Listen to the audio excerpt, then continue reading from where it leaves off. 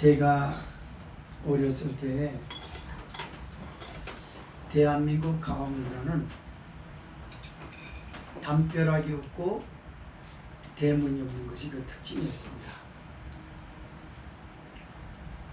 그래서 어떤 때는 밥을 먹게 되면 방문을 활짝 열어놓고 먹어요. 또는 마루가 있는 집은 마루를 사용하고요. 넓은 마당에 돗자리를 깔아놓고 대가족들이 이렇게 모여서 식사를 하는 참 인상 깊은 옛날의 추억이 돼서 여기다 적어봤어요. 음식은 넉넉지 않았는데 지나가는 사람 일일이 참견하면서 와서 음식을 먹으라고 음식을 권하는 인정미도 넘쳤었습니다. 그러던 마을에 돈 많은 부자들이 하나둘씩 모여들기 시작합니다. 그런데 큰 저택에다가 대리석 담벼락을 세우고 담장 위에다가는 깨진 유리와 가시 철조망을 둘러서 도적이 들지 못하도록 탄탄하게 하고, 그것도 모자라서 목조 큰 대문과 철대문을 만들어서 빗장을 지르고 거기다가 문지기 겸해서 사나운 개를 길렀어요. 그래가지고 빨간 글씨로 혈이 흘러간 뚝뚝 떨어진 글씨 있지 않습니까? 그렇게 썼어요. 개조심을 반듯하게 쓴 게 아니라 뚝뚝뚝 무섭게 무슨 괴담 같은 그런 거. 개조심 이렇게 썼습니다. 이것이 하나의 가옥 문화로 둔갑되어 버렸어요. 너도 나도 담을 칩니다. 깨진 유리병을 막 담벼락 위에 세우는, 대문도 튼튼하게 꼭꼭 걸어져 빼고. 그래서 그렇게 가까운 이웃들과의 거리감을 갖게 만들고, 그들은 상관없으니까 소수인 나만 마음이 편안하면 되겠다라는 그릇된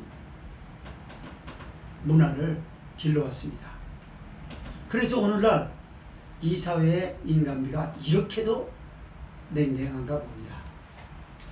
어느 심리 테스트를 연구하는 기관의 전문가들이 아이들을 대상으로 해서 심리 테스트를 해봤어요. 넓은 운동장에 담벼락을 모두 헐어버린 운동장. 아이들이 좀 놀다 보면 짓궂은 남자아이들은 또 넓은 운동장 놔두고 자꾸 담을 타고 넘어가요. 그래서 담을 타고 넘어가고 그런 경우들 많이 보지 않았습니까? 그래서 담을 다 헐어버렸어요. 저 마음껏 뛰어놀아라 이제. 그래서 놀랍게도 뛰어노는 아이들이 제가 이렇게 놀다가도 운동장 중심 한가운데로 다 모여서 거기서만 노는 거예요. 왜 그럴까? 아마도 그 아이들은 담장 울타리가 있었을 땐 그게 자기를 억압하는 줄 알았는데, 그게 사라지고 보니까 보호 기구인 담장이 없으면 마음에 상당한 불안감을 느끼고 있다는 사실을 그들은 알아낸 것입니다. 제가 말씀을 드리고 싶은 것은 보호라고 하는 걸 얘기하려고 하는 것입니다. 이 세상에 아무리 뛰어난 방어체계도요, 보호기구들도 어떤 한 사람도 가려줄 수가 없어요. 그가 갑작스럽게 심장마비로 죽는다면 그 보호기구 또한 소용이 없어요. 그러나 인간의 생사화복을 주관하시고 사람을 만드시고 세상을 창조하시고 창조하셨던 피조세계를 역사 섭리하고 계시는 하나님의 마음대로 하실 수 있기 때문에 하나님만이 절대 보호기구가 되는 줄 믿으시기 바랍니다. 오늘 본서는 그런 얘기예요. 다윗이 자기 인생을 쭉 이렇게 총망라합니다. 그러면서 가만히 보니까 하나님밖에는 자기를 보호해 줄 사람 없고 지켜줄 수 있는 사람이 없다는 사실을 알게 됩니다.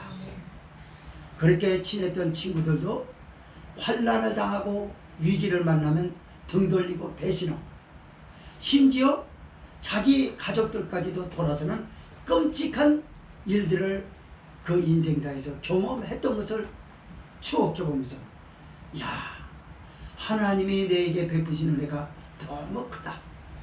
그분의 의로우심을 내가 뭐라고 표현할 수 있을까? 그런데 내가 가만히 지나고 보니까 이런 은혜와 하나님의 인자한 보호를 받을 수 있는 특별했던 것은 뭐냐면 나라고 하는 사람의 지혜와 가진 지식과 모든 역량을 내려놓고 어리석게 될 때, 낮게 될 때 그때 하나님이 나를 건지셨다 라고 하면서 그 독자들인 저와 여러분에게 교회 나와서 똑똑한 척 하지 마라. 은혜 받는 건 은혜 받을 때 다 아는 것처럼 그러지 마라.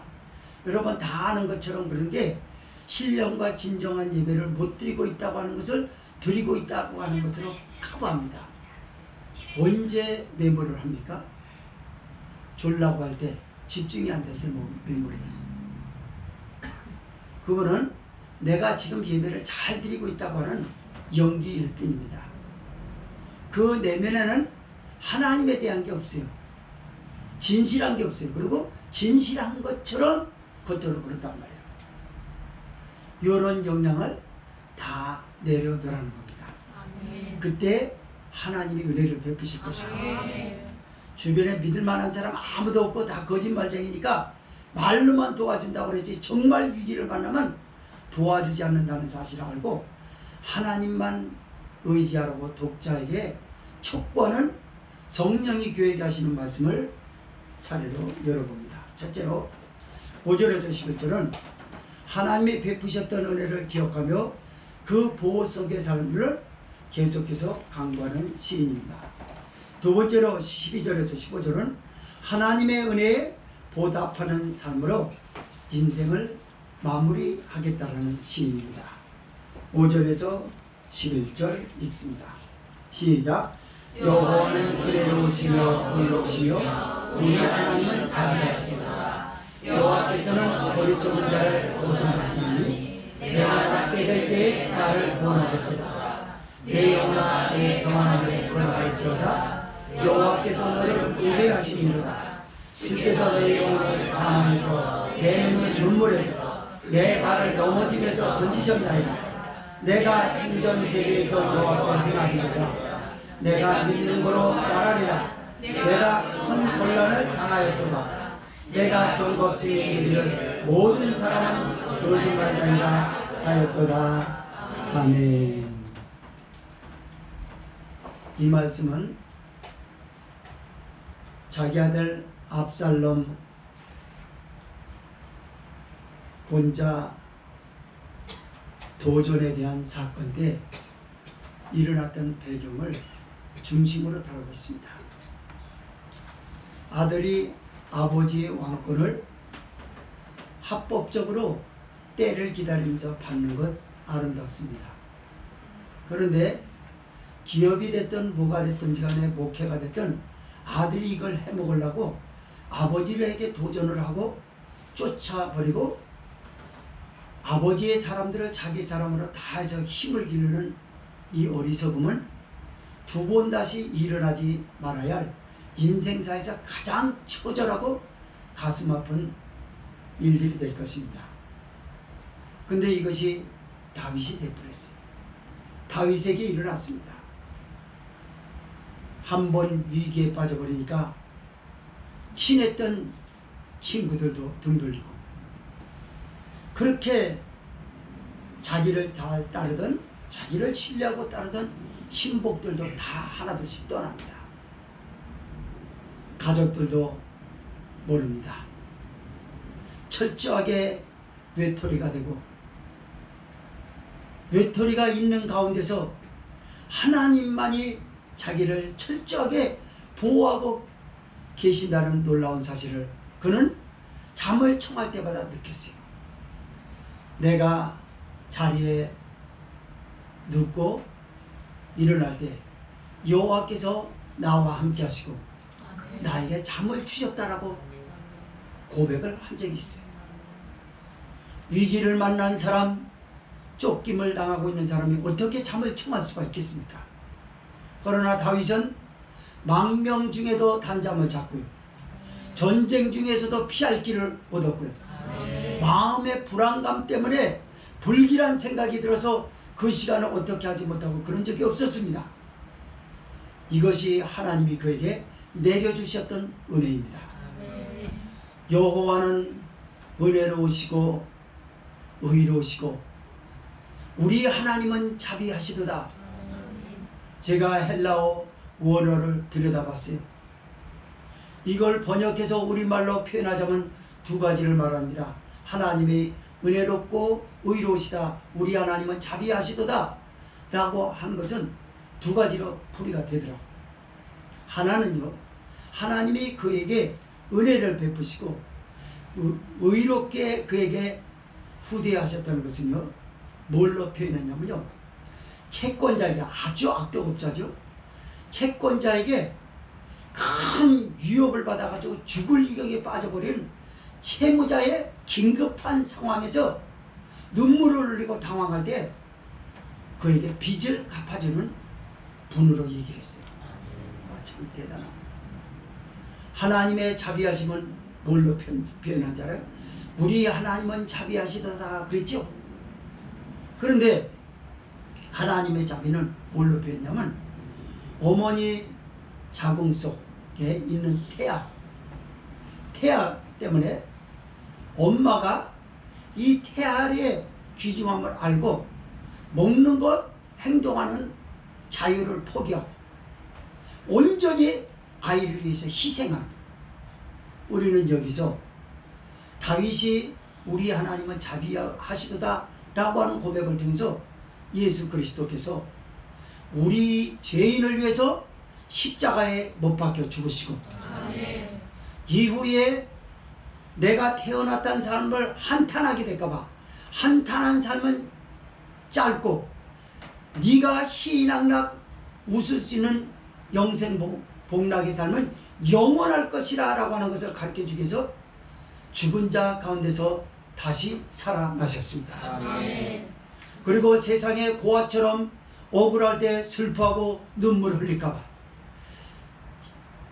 인간 사회가 냉랭해져서 아무도 돌아보지 않는 그 가운데서도 어머니처럼, 따스한 어머니처럼 등을 대주고 언덕이 되어주고 때로는 슬퍼할 때, 허전할 때 그를 꼭 끌어안아주는, 모진 일을 당할 때 눈물을 씻겨주는 엄마가 같이 얘야 마음 아프지 이리 와 그러면서 끌어안는 엄마처럼 그렇게 표현했더라고요.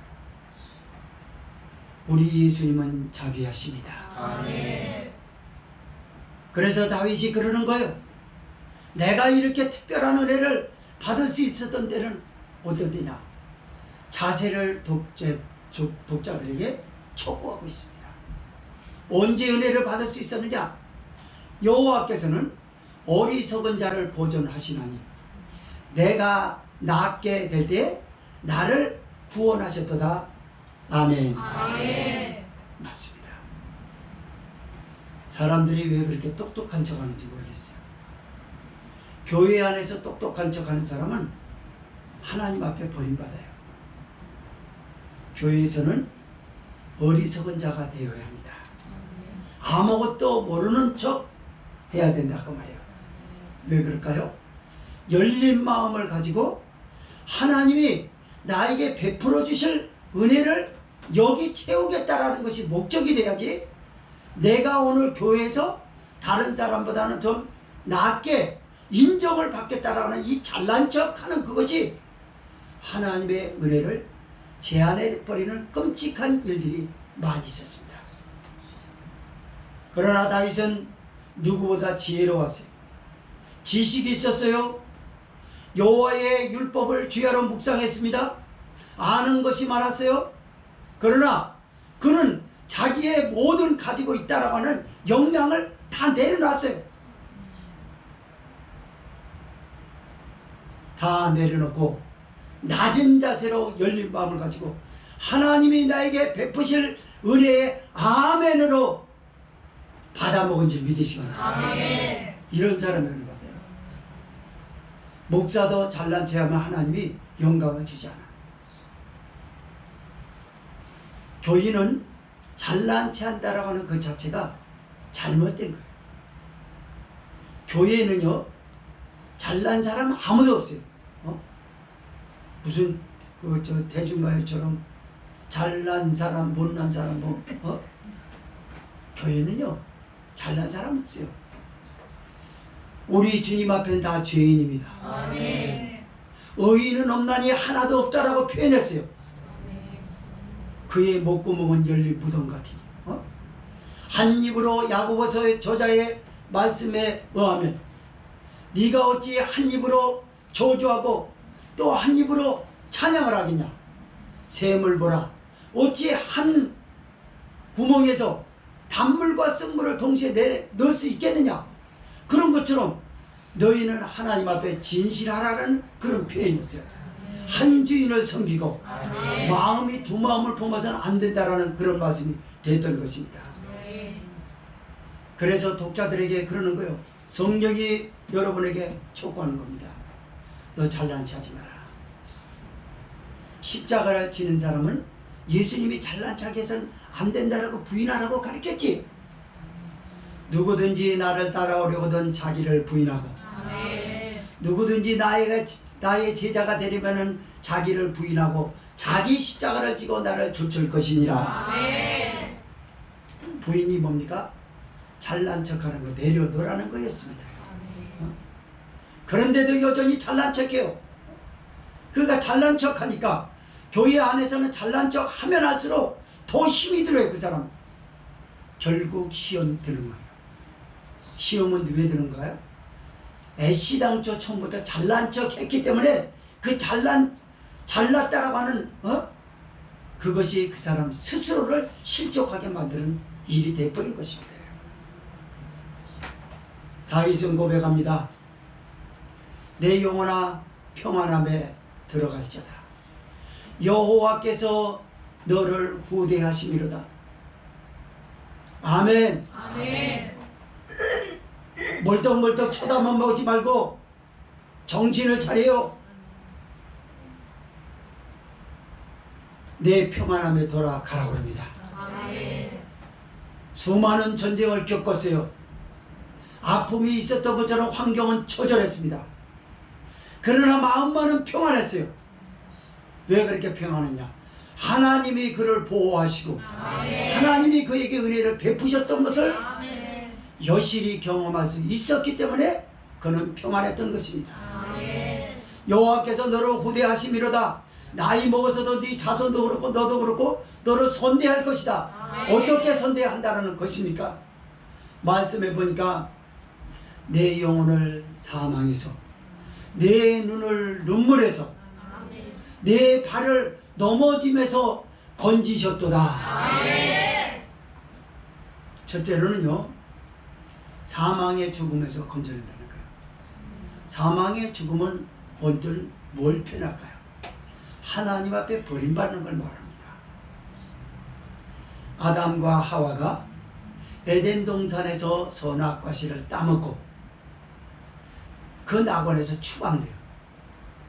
여호와 하나님과 동행하면서 살았던 그들이 하나님으로 또 추방당해요. 영혼에 사망당한 사람들 교회 안에 많습니다. 하나님에게 추방을 당했다라는 의미는 또 다른 의미는 뭘 말하는 걸까요? 소통이 안 되는 거예요. 하나님과 말씀을 들어도 언제 아멘 하는지를 모르고 있어요. 말씀을 왜 듣고 있는지를 모르겠어요. 세상 강연회점으로 듣고 있어서 자기 영혼이 팍팍 썩어 들어가고 있다는 걸 소생시켜야 된다라고 하는 필요성을 느끼지 않습니다. 그 영혼의 사망이에요. 영혼의 사망에 사망 선고로서 나타나는 게 뭡니까? 기도가 안 돼요. 기도는 호흡이라고 했습니다. 여러분 사람이 서서히 죽어갈 때 마지막 죽을 때 비정상적으로 급박하게 나타나는 현상이 뭡니까? 호흡이 호흡. 거칠어집니다. 나 많이 봤어요. 그리고 이제 그 기력에 다해가면 내쉬는 거 안 돼요. 들여만 마십니다. 어떤 사람은 내쉬는 것만 되고 들여 마시는 게 안 돼요. 막 이렇게 떨어요. 그러다가 탁 끊어져요. 오늘날 영적 사망 선고가 분명히 자기에게 당했는데, 그래가지고 자기 몸에서 나타나고 있는데도 모르고 있어요. 기도하다가 안 돼서 일어납니다. 죽음이에요 그게. 그런데도 그걸 몰라요. 그 영적으로 얼마나 심각하게 자기 영혼을 진단해야 되냐라고 하는 필요성을 느끼지 못하고 사는 사람들이 많아요. 성경을 읽는데 왜 꿀송이와 같다라는 사람이 있는데도 불구하고 그는 한 번도 꿀송이와 같은 말씀이 없다는 말입니까? 그 죽음이에요 그게. 찬송을 보는데 왜 옆에 희끗희끗 쳐다봐요? 죽음이에요 그 자체가. 마귀에게 그 입을 뺏기고 눈을 뺏기고 귀를 뺏기고 마음을 뺏겼기 때문에 그럴 수도 있는 거예요. 교회의 봉사가 얼마나 아름다운 일인데도 불구하고 왜 자꾸 핑계대는 겁니까? 다른 일로 왜 교회 안에는 그리스도의 몸이라고 해서 교회 안에서 성도가 교제하고 머무르는 게 아름다운데도 불구하고 바깥의 시간을 자꾸 이용하려고 하는 건가요? 죽음의 죽음고 영적 사망이 그에게서 지금 막 일어나고 있다라고 하는 현상 중에 나타나기 바로 그거예요. 교회를 사랑하십시오. 아멘. 주님의 교회예요. 아멘. 주님의 몸입니다. 아멘. 장기는 몸 안에 있어야지 몸 바깥으로 나가면 되겠냐 말이에요. 그래서 교회 안에서 활동하는 걸 즐거움을 삼아야 되는데, 활동하는 거는 굉장히 제한을 받는다고 생각하고 자기의 해방은, 자유는 교회 바깥에 있다고 생각합니다. 큰 오산입니다. 잘못된 신앙이에요. 그 다음에 내 눈을 눈물에서라고 합니다. 눈을 눈물에서 하는 건 뭘 말할까요? 그의 혼적인, 즉 그의 정서와 마음의 표명이 눈으로 나오는 거 아니에요? 얼굴로 나오지 않습니까? 눈물 흘렸다는 건 뭡니까? 고통스럽다는 거. 눈물을 흘렸다라는 슬픔은 언제 나오는 거예요? 좌절감을 느끼고 있는 거예요. 여러분, 사람이 그 표정을 잘 읽어볼 수 있는 것 중에 하나는 뭐냐면 눈입니다. 여 앞에다 봐요. 눈이 딴 데 가서 이렇게 쳐다보고, 아이들도 어른들 앞에 인사하는데 어른들을 못 쳐다보고 이렇게 쳐다보고 그러는 거예요. 그런 아이들이 있어요. 그건 뭘 말하냐면요, 중심이 이게 잘못되어 있다고 말해요. 잘못 자라난 거예요. 어린아이답지 못하고 주변의 눈치를 살피는 어른들이 그런 교육을 만들어내서 그런 거예요. 그래서 눈을, 사람을 못 쳐다보고 딴 데 쳐다보고 아주 산만합니다. 그러는데 공부하기 어려워요. 자꾸 그냥 가만히 있질 못하고 그냥 두리번두리번대고 자꾸 손톱이나 뜯어내고 입으로 뜯어내고 이런 거요. 정서불안. 맞습니다. 그러나 다윗은 눈에서 눈물을 흘리지 않았다고 합니다. 한 번도 안 흘렸다는 말인가요? 그게 아니라 하나님의 크신 은혜가 커서 흘렸던 눈물이 기억이 되지 않는다라는 거 지금 여기서 고백하고 있는 줄 믿으시기 바랍니다. 아멘. 내 발을 넘어지면서 건지셨도다. 아멘. 인생에는 반드시 출입이라는 게 있어요. 바깥에 나가면은 집 안으로 들어와야 돼요. 나갔다가 못 돌아오는 사람이 얼마나 많습니까? 나갔다가 돌아와도 나갔다가 돌아오는 그 순간의 과정에 무슨 일이 일어나는지 어떻게 알 수가 있습니까?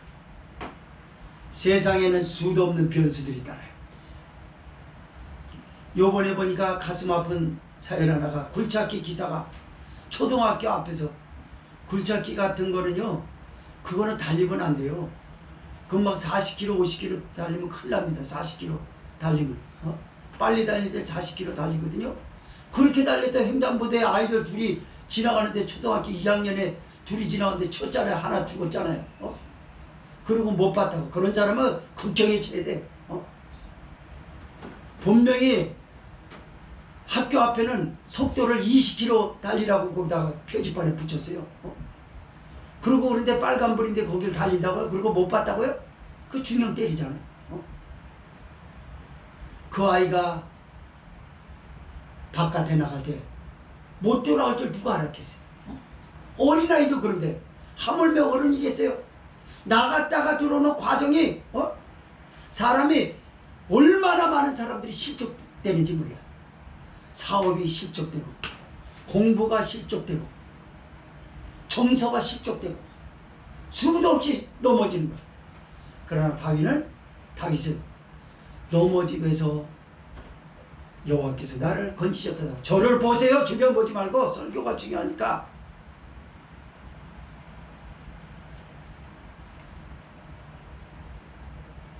자기 발을 넘어지면서 건졌다고 다윗이 얘기를 합니다. 발에서 넘어지는 사람은 못 일어나요.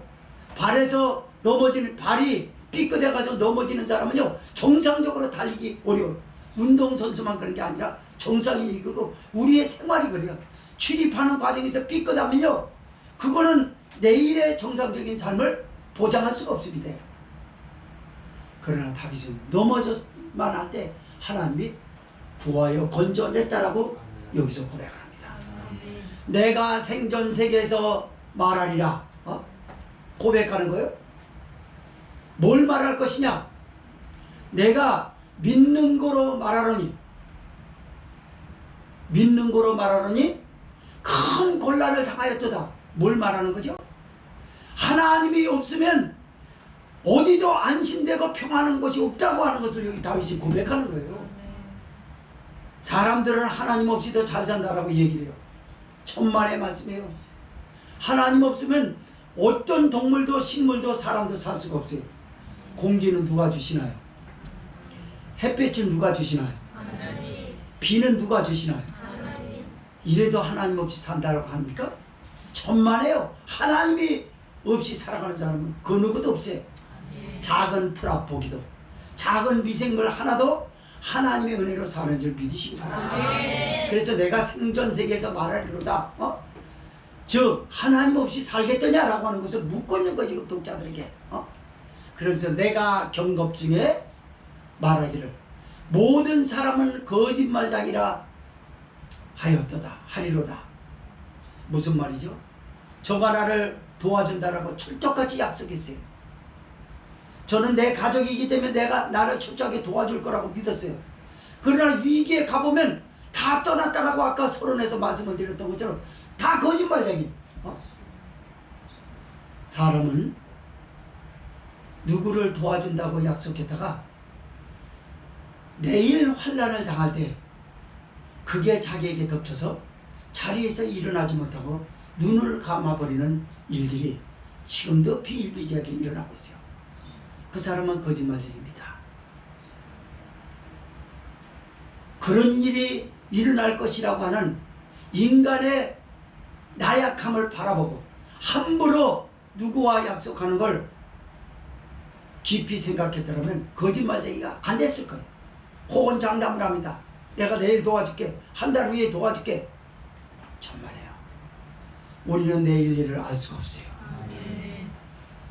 잠시 끼었다가 사라지는 안개와 같은 인생. 안개 보세요. 안개가 잠시 있다가요, 해가 딱 중천에 올라오면 싹 걷어져요. 그런 것처럼 우리 인생은 안개 같고 들의 꽃과 같아요. 꽃이 져버리면 다 시들어지면 의미가 없는 것처럼 인생이 반드시 언제 시들어질지 몰라요. 성도 여러분, 하나님이 여러분을 보호해 주십니다. 아멘. 우리 주님이 보호해 주시고, 아멘. 구약의 이스라엘 백성을 낮에는 구름 기둥으로 불 기둥으로 했는데 오늘날 예수님이 여러분의 불 기둥이 되고 아멘. 구름 기둥이 되는 줄 믿으시기 바랍니다. 아멘. 하나님은 이 방식으로 우리를 지켜주십니다. 아멘. 두 번째 말씀 보겠습니다. 12절에서 15절 읽습니다. 12절에서 15절 시작. 여호와께서 내게 주신 모든 은혜를 무엇으로 보답할까? 내가 구원의 잔을 들고 여호와의 이름을 부르며 여호와의 모든 백성 앞에서 나의 소원을 여호와께 갚으리로다. 성도의 죽는 것을 여호와께서 귀중히 보시는도다. 아멘. 다윗은 하나님이 베풀어 주셨던 은혜가 너무 크다라는 걸 알았어요. 이 세상에 나의 가족도 나의 친구도 가까운 주변에 나를 그토록 신뢰했던 지인들도 다 떠나버립니다. 그리고 고스란히 환란이라고 하는 건 자기 혼자 감당을 할 수밖에 없었어요. 그러나 눈에는 보이지 않지만 성령으로 시인 속에 와 계시고 마치 부모보다도 더 자애로운 우리 하나님께서 긴 팔로 아이를 부둥켜서 어느 누구도 건드리지 못하는 것처럼 다윗을 감싸 주셨던 것을 고백을 했어요. 하나님은 너무나 사랑이 많으시다. 어떻게 저렇게 사랑이 많으실까? 나라고 하는 사람이 부족합한 것도 많이 있는데도 불구하고 조건 없이 내가 부르짖어 기도할 때 응답하셨던 하나님, 난 이 하나님을 잊을 수가 없다. 그렇다면 다윗은 깊은 고민에 빠집니다. 내가 무엇으로, 여호와께서 내게 주신 은혜를 무엇으로 보답할까 고민을 해요. 성도 여러분, 믿음이 장성하고 무르익어 성숙해지면요 고민을 잘 한답니다. 이 고민은 거룩한 고민이에요. 아, 내가 어떻게 하면 주님을 기쁘시게 드리지? 어떻게 하면 하나님이 기뻐할 수 있는 목회를 할 수 있을까? 목사님들도 무르익은 분이라고 하면 그럴 거예요. 무르익지 못하면 어떻게 할까요? 다 상업적 마인드만 발동돼요. 가만히 봐. 종교부지 날 만한 데가 어디지? 어디다가 교회를 세워야 부흥되지? 시장 조사를 철저하게 합니다. 전문가처럼. 그래가지고 아, 여기다가 교회 하면 될 것 같다. 물론 교회가 부흥 많이 됐다고 해서 하나님이 함께한 교회라고 말할 수 없고, 성도가 없다라고 해서 하나님이 함께하였다라고 말할 수는 없어요. 하나님만이 아세요. 하나님만이 아시는데, 하나님만이 아시는 것은 그 나무만 보이는 게 아니라 과실로 나무를 소개합니다. 내가 이런 나무다가 아니라 열매로 인해서 나무가 무슨 나무인지 알려줘요.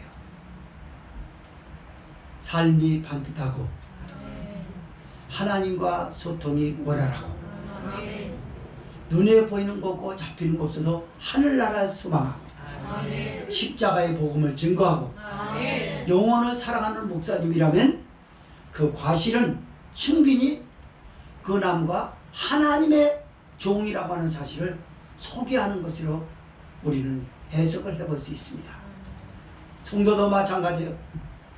그래서 너무 작은 교회라고 해서 하나님이 우리와 함께 계시다, 좁은 길로 들어가라고 했기 때문에 천만의 말씀이에요. 그렇게 자기 삐뚤어진 왜곡된 사고를 가지고 성경을 자기 방식으로만 해석하려고 하면 안 돼요. 내가 하나님의 사람으로 살라고 몸부림을 치느냐, 내게 배운 성도들이 하나님의 뜻대로 살려고 하는 몸부림이 있느냐라고 하는 걸 통해서 그 나무가 하나님의 종이고 하나님의 성도라고 하는 것을 알 수 있는지를 믿으시기 바랍니다. 그래서 그 성도가 과실로서 나는 하나님의 백성이다, 하나님의 종이라고 그러면 내가 여호와께서 내게 주신 모든 은혜를 내가 무엇으로 보답할꼬? 라고 하는 고민은 있어야 되는 거예요. 다윗의 이 고민은 보답할 수 있는 방법이 없다라고 하는 것을 선언한 것입니다. 무엇으로 보답할꼬? 아, 안 돼. 내 몸을 불살라 희생제물로 여호와께 바쳐진다 할지라도 내게 주신 은혜를 어떻게 보답할까? 사람은요, 은혜를 보답하지 못한다는 걸 이사야 1장 3절, 4절에서 알 수 있어요. 손은 주인은 알고 말은 주인의 구유를 알건만은 내 백성은 알지 못합니다. 이스라엘은 나를 거역하고 배반하였도다 라고 해요. 슬프다 허물진 백성이요, 슬프다 그래요. 하나님이 마음이 슬프다. 나를 다 떠나버린다. 가룟 유다가 예수님을 버린 것만이 아니라 전부 사람들은 너나 할 것 없이 가룟 유다가 돼버려. 그러고 다 제가 어저께 창립 11주년 예배 드리고 얘기를 식사하는 가운데 목사님들이 얘기하는 거 들어봤어요. 어떤 목사님도 걔 얘기를 하더라고요. 어떤 진돗개래요. 그런데 개가 집을 나가서 돌아오질 않는다라고요. 일주일 동안 안 보여서 이 개가 어디로 갔을까? 근데 그 개 밥을 주던 할아버지가 돌아가셨던 것입니다. 그래서 할아버지가 돌아가셔서 개가 나갔다는 걸로 사람들이 자꾸 얘기하는 거예요. 그런데 어느 날 그 동네에 사는 사람이 거기서 103km가 떨어진 충남 미산인가 가서 아버지가 하시는 농사를 조금 도우려고 갔던 것 같아요. 그래서 거기를 갔는데 차도를 가다 보니까 매일 보는 개니까 자기네 앞집에서 개가 그 고속도로 옆에를 이렇게 뛰고 있더래요. 그래서 세워가지고 그 개인가 그러고 보니까 진돗개는 다 사실 생김새가 좀 비슷하거든요. 많이. 그래가지고 이렇게 보니까 개가 뛰어가더래요. 그래가지고 와가지고 그런데 개 집에 있어? 그러면서 그러니까 개가 나간 지 일주일 됐다니까. 그러니까 내가 개 봤다고. 개를 어디서 봐? 그래서 예산에서 봤어. 내가 예산 들어가는데 거기 고속도로 그 갓길에서 달리던데 보니까 개가 거길 왜 가? 그러니까 우리 아버지가 묘를 썼는데 선상이 예산이거든. 거기 가야 되겠다. 그래서 차를 가지고 갔대요. 개가 거기 있더래. 비 오는 날. 그 개인데도 마음이 찡하더라. 개가 그 무덤에서 비 다 맞고 이렇게 하고 있더래요. 그래서 그 주인 아들이 개 이름 부르면서 아무개 이리 와. 근데 이렇게 쳐다보더래. 이게 안 내려가더래. 그래서 이걸 어떻게 할까? 그러다가 아버지 유품으로 남겼던 헌우 저기서 개한테 냄새를 맡게 돼요. 개 끌고 다닐 때 아버지가 그러니까 냄새 맡아 일어나더래요. 그때 가지고 가니까 그 쫄쫄쫄 내려오더래요. 그래서 밥 주면서 걔한테 그랬대요. 너희 아빠 돌아가셨어. 그러니까 내가 아빠가 너한테 밥 주라고 나한테 시켰어. 이제 걔를 달래주려고 그러는 거죠. 그리고 자기 아버지가 입었던 옷을 입고 걔 끌고 나간다고 그래. 그 냄새 때문에 걔가 쫓아다닌다는 거 방송을 하더래요. 성경 이사야에서 그러거든요. 소는 그 인자를 알고 말은 주인의 부위를 알건만은 내 백성은 알지 못하는 거다. 이스라엘은 나를 거역하고 나를 버렸도다. 슬프다. 허물진 백성이요, 범죄한 나라요, 행악의 종자요, 행위가 부패한 자식이로다. 너희가 얼마나 더 매를 맞으려고 더욱더욱 패역하느냐. 하나님이 그랬거든요. 그래서 다윗이 그런 거예요. 은혜를 보답할 사람은 없다는 거예요. 내가 불살라서 마음을 배반하지 않고 다 한다 할지라도 그 은혜가 어떻게 갚아? 여러분, 어떤 성도가 예수님이 나를 위해서 십자가에 못 박혀 죽으시고 그 은혜를 어떻게 보답한답니까? 순교자들이 그 정도 했으면 저렇게 하면 보답할 만한데 천만에요. 그들의 입으로 한결같이 고백하는 건 뭡니까? 보답 못했다는 거예요. 예수여 이 죄인을 불쌍히 여겨 주옵소서. 이거밖에 못한대요. 주여 내가 여기 있습니다. 받아 주시옵소서. 내가 이렇게 자랑스럽게 하니까 나에게 상을 주십시오. 그런 사람이 어디 있어요? 예수여 이 죄인을 불쌍히 여겨 주옵소서. 그렇게 충성했는데도 그렇게 하는 거예요. 사람다운 고백을 하게 만든 거 누가 한 건가요? 그 사람인가요? 아니요. 그 사람 속에 계신 성령이 그렇게 시키는 거야. 어때? 하나님 앞에 하나님이 어떤 분인지를 알고 네가 이렇게 해라. 내 안에서 시키는 거야. 그래서 예수여 이 죄인을 불쌍히 여겨 주옵소서. 복음서가에 있는 것처럼 말이에요. 그러면서 다윗이 그럽니다.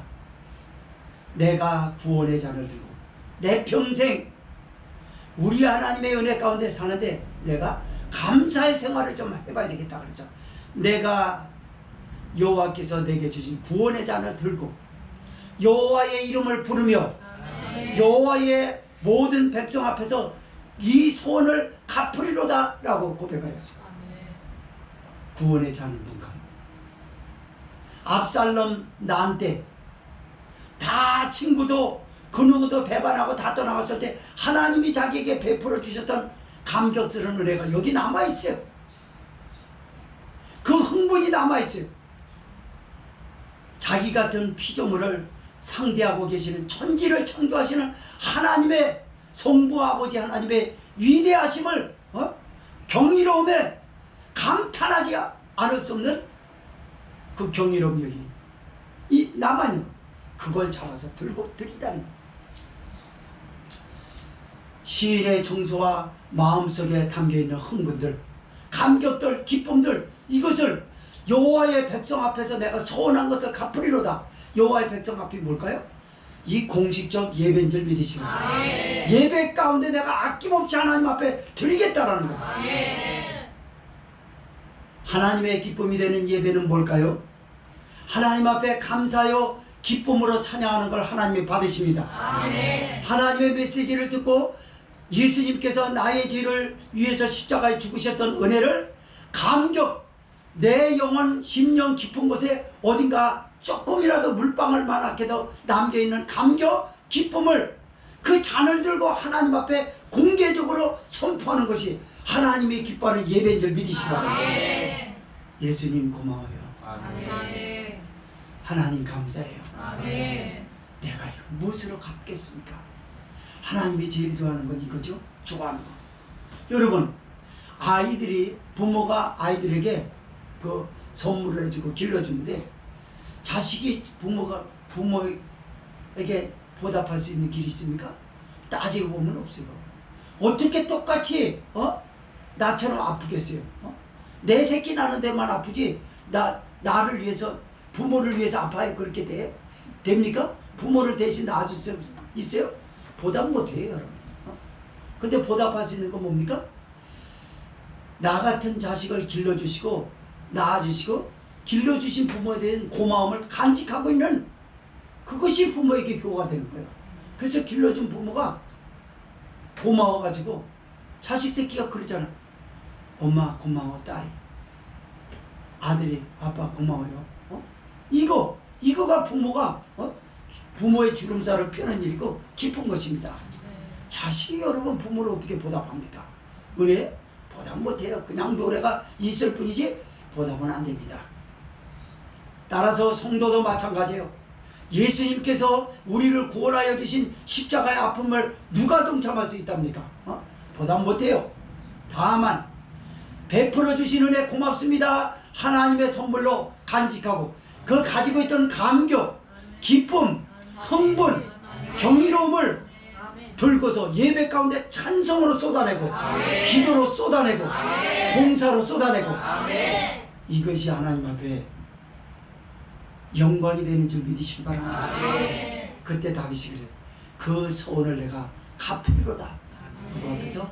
여호와의 모든 백성 앞에서. 그래서 하나님의 백성 앞에서 다윗이 갚았대요. 여호와께서 성도의 죽음을 귀중히 보시는도다. 15절 읽습니다. 시작. 성도의 죽는 것을 여호와께서 귀중히 보시는도다. 결론을 여기서 내려봅니다. 이 세상에는 출생이 있는가 하면 죽음이 있습니다. 그러나 하나님은 성도의 죽음을 가장 관심 있게 본답니다. 하나님의 아들 독생성자 예수 그리스도를 가슴에 품고 죽는 그 죽음을 귀히 보시는 거예요.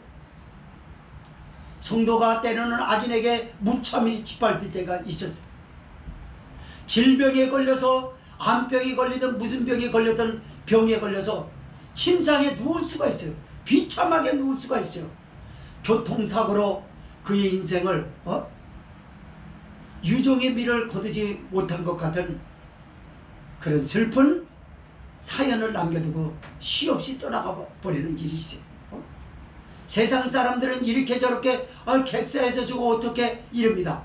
그러나 하나님의 관심은 거기 있는 게 아니에요.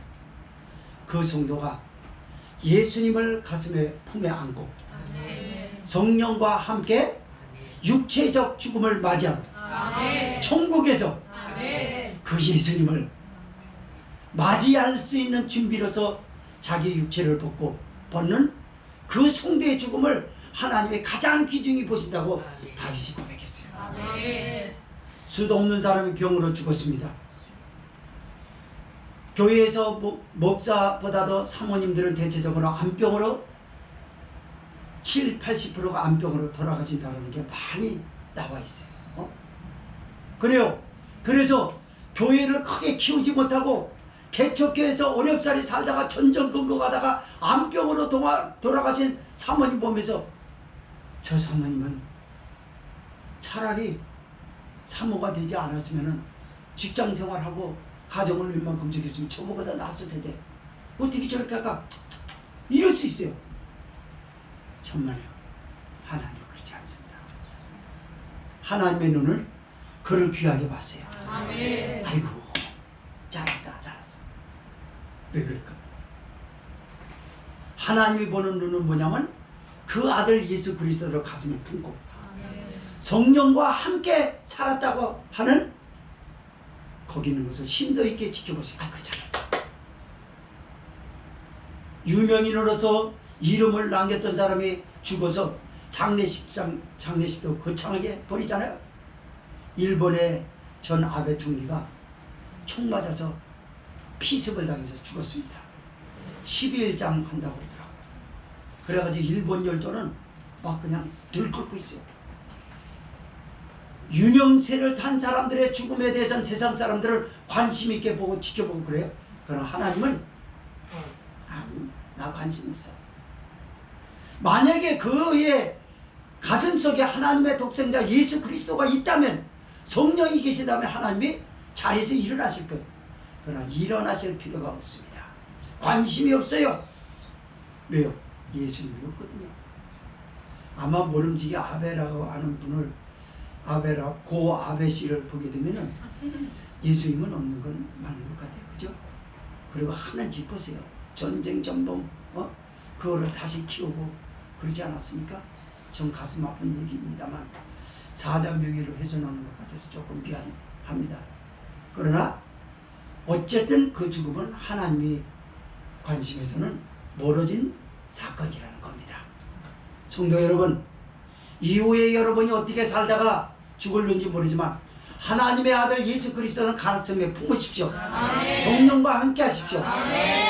그렇게 하다가 죽고 나면 하나님의 최고의 관심 있게 여러분을 지켜보시고 하늘나라에서 예수님이 우리를 맞이하시고 그때 우리는 막 말도 못하게 눈물 흘릴 거예요. 예수님을 보면 그런다지 않습니까? 예수님이 누군지 안돼요. 다 영으로 안다지 않습니까? 딱 와가지고 이리 오너라 막 웁니다. 하나님께서 두 가지 눈물이라고 그러죠.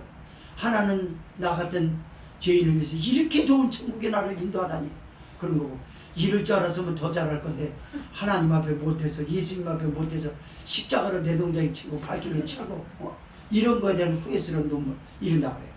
그러나 후회스러운 눈물은 주님이 기억하지 않고 감격하는 눈물만 받으시는 분이십니다.